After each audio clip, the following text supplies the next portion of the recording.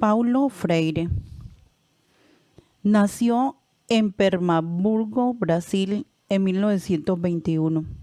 Estudió letras y se doctoró en 1959 en Filosofía e Historia de la Educación, encargado por el ministro de Educación y Cultura en Brasil del sector de alfabetización de adultos. En 1963 puso en práctica su primera experiencia educativa de grupo dentro de la campaña nacional de alfabetización, consiguiendo la alfabetización de 300 trabajadores rurales en mes y medio. Su método fue aprobado y elaborado y a partir de experiencias prácticas y se realizó de forma elaborada desde 1961. Su objeto de estudio tiene como objetivo que los estudiantes desarrollen una conciencia crítica que permita aprender a reconocer las conexiones entre sus problemas y experiencias individuales y los contextos sociales en los que estos ocurren. Este es el primer paso necesario para una toma de acción progresiva y reflexiva. El aprendizaje debe ayudar a llevar a la transformación de las realidades del entorno social, político y económico en el que él está inmerso. Por eso, Paulo Freire nos dice, es necesario desarrollar una pedagogía de la pregunta. Siempre estamos escuchando una pedagogía de la respuesta. Los profesores contestan preguntas que los alumnos no han hecho. Mi visión de la alfabetización va más allá del ba, be, bi, bo, bu, porque implica una comprensión crítica de la realidad social, política y económica en la que está el alfabetizando. Enseñar exige respeto a los saberes de los educandos. Enseñar exige la corporización de las palabras por el ejemplo.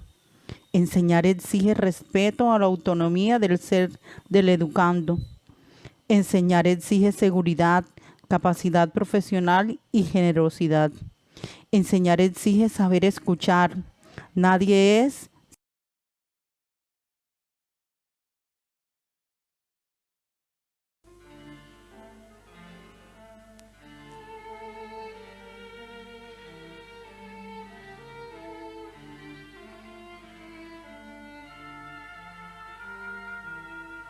La otra cuestión, por ejemplo, es preguntarnos cuál es nuestra comprensión del acto de enseñar y cuál es nuestra comprensión del acto de aprender.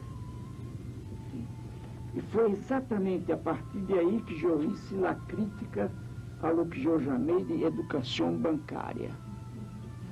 Não pode ensinar nadie a amar, que tienes que amar. A única forma que tu tienes de ensinar a amar é amando. E o amor é realmente, eu creio que o amor é a transformação definitiva. Isto me disse novamente que há que partir, há que saber partir do nível onde o educando está, os educandos estão. Este é um nível cultural, ideológico, político. E por isso que o educador tem que ser sensível, o educador tem que ser esteta, tem que ter gosto. A educação é uma obra de arte. O educador tem que ser ético, ele tem que respeitar os limites da pessoa. Eu não posso entrar em ti e respeitar-te. Eu tenho que respeitar teus sonhos, de respeitar teus medos. Mas eu devo também tocar os teus medos, como o psicoterapeuta hace às vezes, o psicanalista. Se tu trabalhas com um grupo metido no silêncio, há que encontrar um caminho para que ele rompa o silêncio. Agora, às vezes nós não encontramos realmente, não há receitas para isso, não encontramos o caminho certo, o caminho certo para alcançar o miolo do silêncio. Se o grupo me quer escutar, não puedo negar-lhe minha voz. Pero em seguida, eu demonstro que necessito também de sua voz. Minha voz não tem sentido sem a voz do grupo. E lo evito e lo desafio. O ponto de partida da educação está no contexto cultural, ideológico, político, social de los educandos. Não importa que esteja este contexto echado a perder. Uma das tarefas do educador é rehacer isto. E nesse sentido é que o educador é também um artista. Ele rehace o mundo. Ele redibuja o mundo.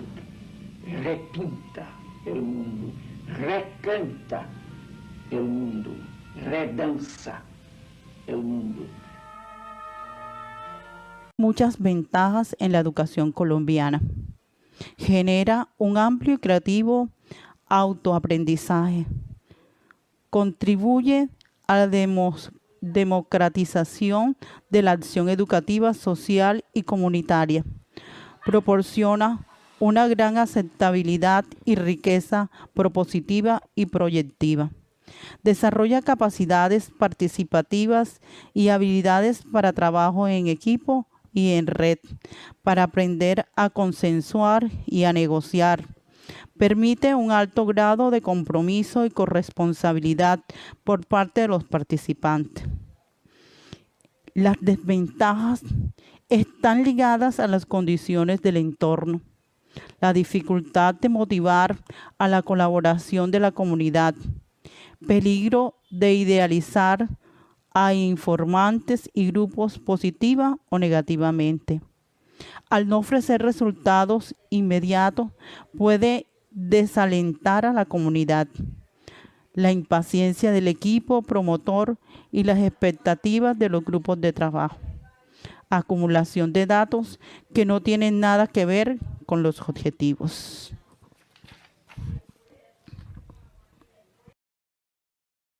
Edgar Morin, fundador del pensamiento complejo o teoría de la complejidad, es uno de los pensadores más emblemáticos e importantes del siglo XX y XXI de origen francés.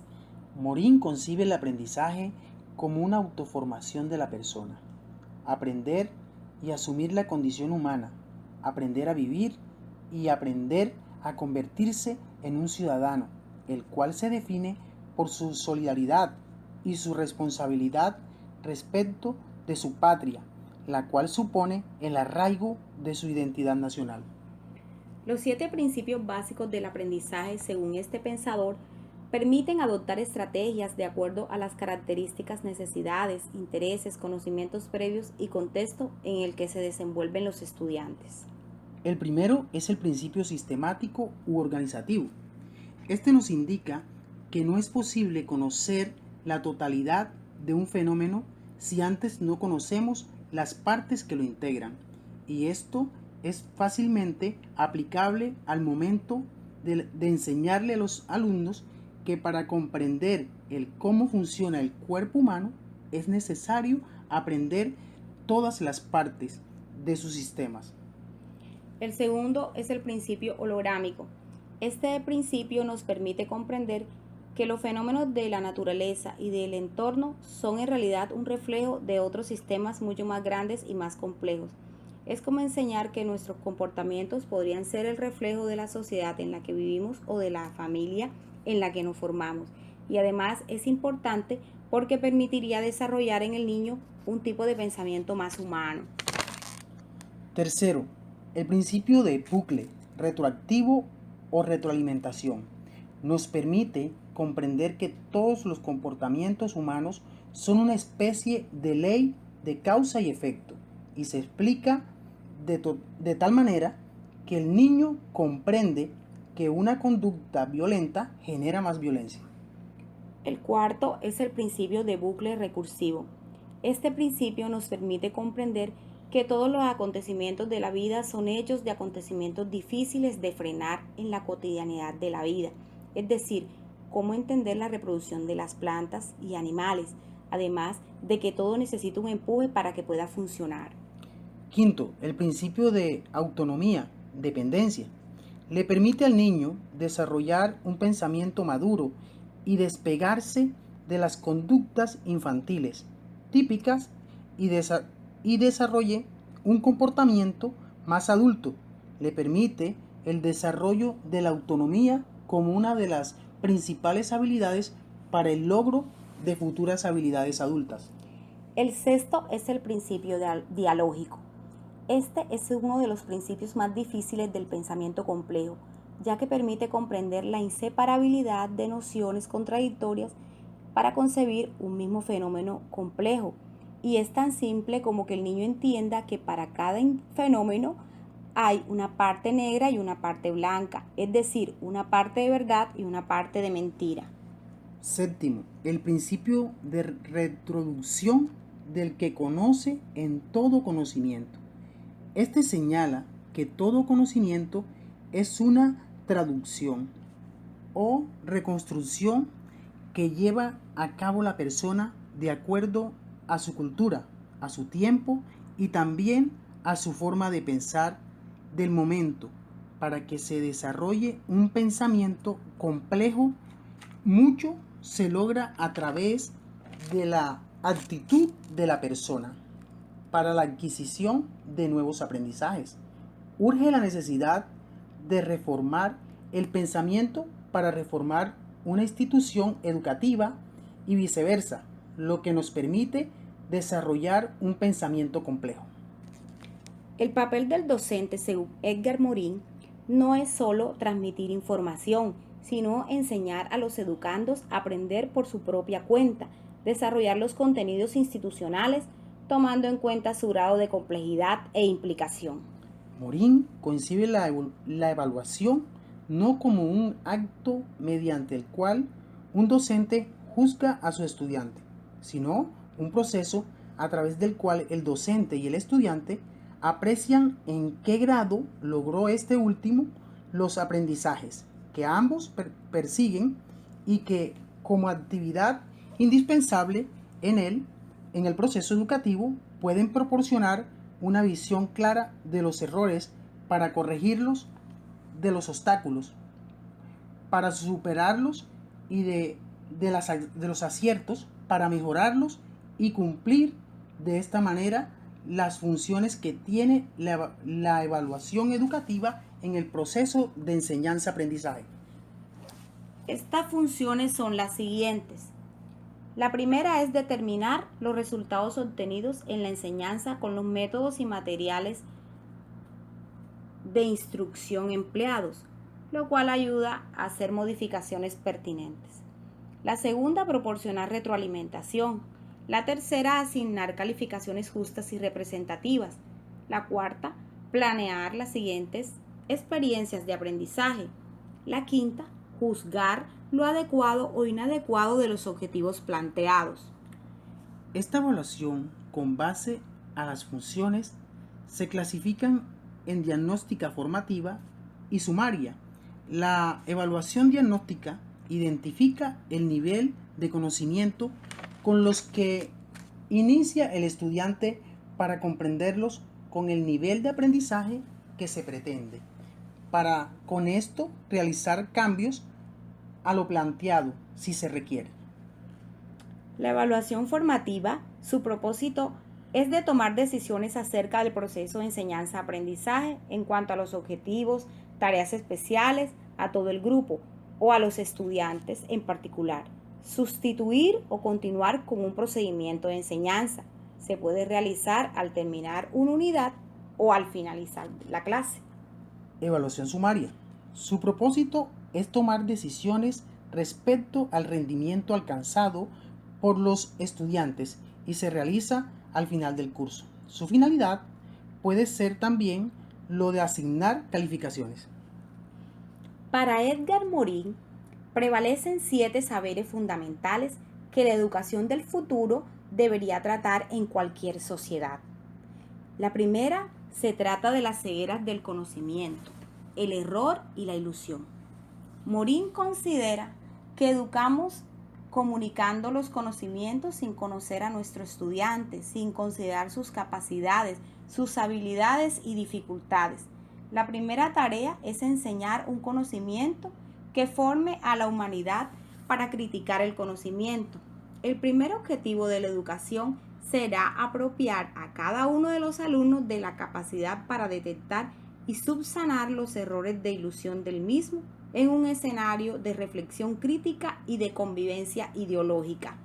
El segundo saber de Morin trata de los principios de un conocimiento pertinente, un conocimiento que aborde los conocimientos globales y, una vez comprendidos, extender en él los conocimientos regionales y locales, enseñar métodos que permitan aprender las relaciones mutuas y las influencias recíprocas entre las partes, y todo en un mundo complejo. Desarrollar la actitud natural de los estudiantes a fin de orientar todas sus informaciones en un contexto y un conjunto que conozcan para que les sirva el conocimiento y dónde y cómo aplicarlo. El tercer saber fundamental es el de enseñar la condición humana. Debemos preguntarnos quiénes somos, a dónde estamos, de tal manera que el ser humano se sitúe en el universo, al igual que nos interroguemos acerca de dónde venimos y a dónde vamos. Se debe conocer la condición humana de los estudiantes a nivel integral. Esta complejidad integral no puede estar desarticulada de la enseñanza. El cuarto saber considera enseñar la identidad terrenal, el desarrollo de un auténtico sentimiento de pertenencia a nuestra tierra, considerada por Morin como la última y primera patria. Es imprescindible el desarrollo de la conciencia antropológica y ecológica, cívica y espiritual. Con los avances tecnológicos y científicos, es necesario que los estudiantes adquieran una identidad terrestre y mantenerla a todos los seres humanos conscientes. La tecnología acerca a la diversidad humana y todas aquellas lenguas secretas a nuestros oídos, ya sean más claras para caminar mejor a un nuevo destino. Volver a relacionar las culturas, volver a unir lo disperso con actitud cooperativa y responsable. El quinto saber corresponde al de enfrentar las incertidumbres. El futuro es incierto y el ser humano debe ser consciente de ello. Ante las situaciones hemos sentido incertidumbres. Lo inesperado, lo incierto nos hace sentir inseguridad, vulnerabilidad, en un estado de desequilibrio e inestabilidad. Por esto debemos tener varias alternativas de solución a los problemas, procurando cada vez más el tener certeza a fin de agotar la incertidumbre. El sexto saber se refiere a enseñar la comprensión. Morin verifica que comunicación no implica comprensión. Por eso, la educación debe abordar la comprensión de manera directa y en dos sentidos: la comprensión interpersonal e intergrupal y la comprensión escala planetaria. La comprensión siempre está amenazada por los códigos éticos de los demás, sus costumbres, ritos, opciones políticas. De ahí que los grandes enemigos de la comprensión sean el egoísmo, el etnocentrismo y el sociocentrismo. Mejor la comprensión mediante la apertura empática hacia los demás y la tolerancia hacia las ideas y formas diferentes en la medida en que no atenten a la dignidad humana. Morin afirma que la comprensión alienta al establecimiento de sociedades democráticas. La educación del futuro debería asumir un compromiso sin requiebres con la democracia, porque solo en la democracia abierta se puede realizar la comprensión a escala planetaria entre pueblos y culturas. Continuamos con la siguiente teoría de Ruben Feuerstein, pedagogo judío de origen romano. Nació en 1921 en Botosán. Comenzó a leer la Biblia a los 3 años de edad. Realizó estudios en la psicología en Rumania y Jerusalén. Escapa de la persecución nazi. Fue maestro de escuela de niños que venían de los campos de concentración del Holocausto. Sus campos de estudio más importantes son la psicología del desarrollo, la clínica y la cognitiva, donde desde una perspectiva transcultural, teniendo una aplicación en diferentes ámbitos de la educación, desde preescolar hasta diversos individuos y grupos de diferentes edades y niveles funcionales. Los planteamientos de Ruben Feuerstein parten de una propuesta centrada en los enfoques cognitivos orientados hacia el aprender a pensar y aprender a aprender, basados en los siguientes planteamientos. Una concepción de inteligencia como capacidad dinámica del ser humano, la construcción de ambientes modificantes, la modificabilidad cognitiva estructural como capacidad propia del hombre, la experiencia del aprendizaje mediado y el valor de la interacción humana, el mapa cognitivo como base de la comprensión de las diferencias entre los individuos, la evaluación dinámica de la propensión al aprendizaje como dispositivo que permite la detección de los procesos del pensamiento en el individuo, el programa de enriquecimiento instrumental de Feuerstein como herramienta práctica que permite llevar a la realidad el mejoramiento de la inteligencia. Todas estas teorías son aplicables a desarrollar la inteligencia de los individuos mediante la modificación de estructuras mentales. Ruben Feuerstein define el aprendizaje mediado en la transformación de un estímulo emitido por el medio a través del mediador, generalmente profesor o padres, el cual lo selecciona, organiza, agrupa, estructura de acuerdo a un objetivo específico, introduciendo en el organismo estrategias y procesos para formar comportamientos. La experiencia del aprendizaje mediado requiere de un adulto o un mediador que ponga en juego los criterios de mediación que hacen que la interacción sea efectiva. ¿Cuáles son esos criterios de mediación? Primero, mediación de la intencionalidad y la reciprocidad. Es el esfuerzo intencional del mediador que produce un estado de alerta, curiosidad y sensibilidad ante ciertos estímulos que le presentará con el fin de ser incorporado como aprendizaje. Mediación del significado implica asegurar que el estímulo mediado será realmente experimentado por el niño. Mediación de la trascendencia se relaciona con el carácter y el objetivo de la evaluación de aprendizaje mediano, promociona la riqueza cultural como el objetivo de la sociedad y del individuo. Tipos de aprendizaje según Feuerstein. La teoría de modificabilidad de Feuerstein distingue dos tipos de aprendizaje, que pese a ser distintos entre sí, pueden ocurrir simultáneamente. La primera, exposición directa del individuo a los estímulos.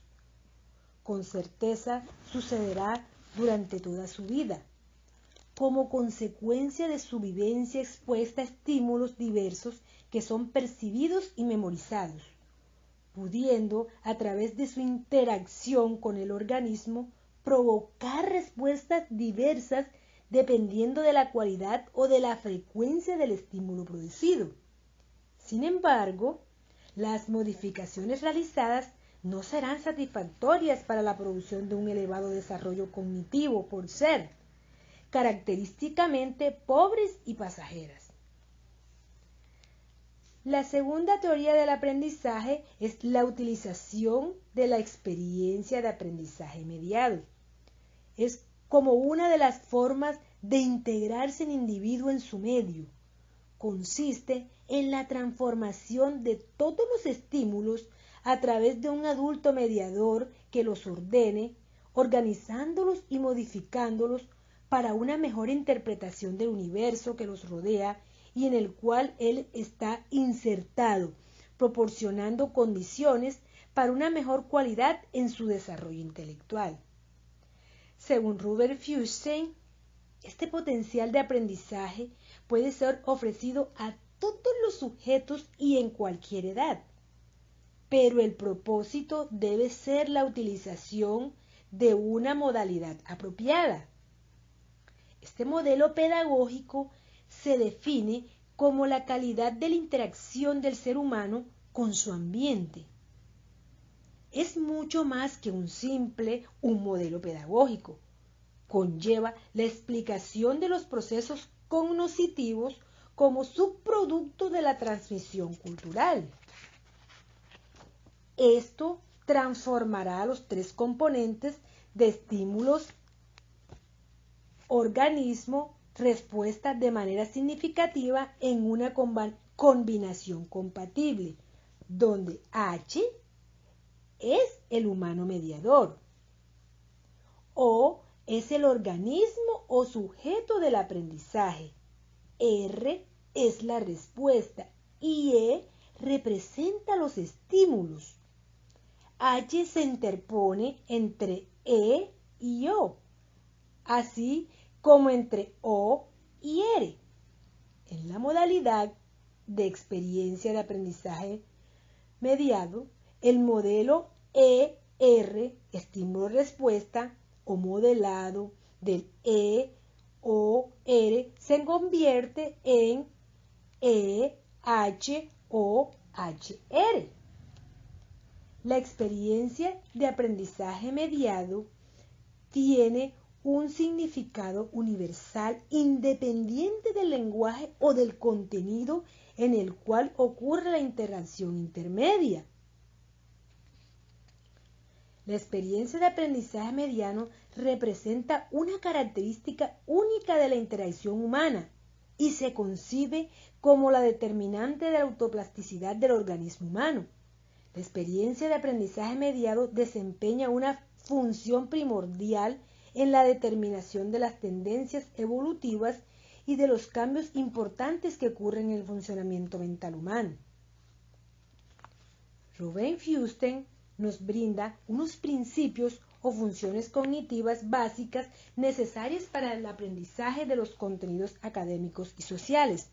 Ellos son: los seres humanos son modificables, el individuo específico con el que estoy trabajando es modificable, yo soy capaz de cambiar el niño, yo mismo soy una persona que puede y tiene que ser modificada, la sociedad también tiene y debe ser modificada, el maestro es capaz de hacer modificar el niño, el maestro puede ser modificado. Una de sus teorías más importantes es la modificabilidad estructural cognitiva. ¿Qué es modificabilidad? Es la modificación del individuo, quienes tienen diferentes niveles de adaptación de acuerdo a su cultura, edad y exploración del mundo. Cognitivo se refiere a los procesos donde son percibidas, elaboradas y comunicadas las informaciones para el individuo. Estructura es el sistema global por elementos interconectados entre sí, constituyendo las operaciones mentales de la inteligencia.